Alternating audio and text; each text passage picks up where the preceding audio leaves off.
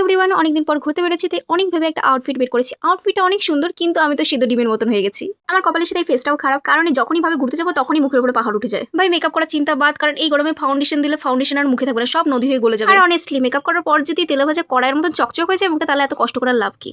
তারপর পরে নিলাম আইলাইনার একদম কাজলের মতন করে, কারণ আসল কাজল পরলে এমনভাবে ছড়াবে এই গরমে, মানুষ দেখে ভাববে আমি ধোকা খেয়েছি, তাই 3 দিন ধরে কেঁদে এসেছি, তাই আমার চোখের নিচগুলো এরকমভাবে কালা।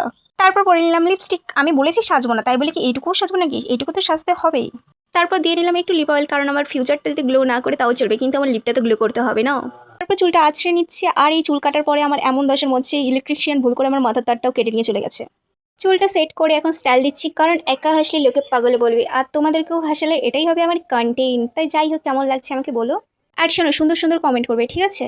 এই গরমে চুল খোলা রাখছি না, কারণ এই গরমে আমি চুল ছাড়লে আমার আত্মাটাও আমাকে ছেড়ে চলে যাবে। মাস্ক পরতে হবে, কারণ ঠোঁটের উপরে পাহাড় নাকি আগ্নেয় করি, এইটাকেও জিজ্ঞাসা করলে আমি এই অপমানটা মেনে নিতে পারবো না। এসে থাকলে আবার দেখা হবে।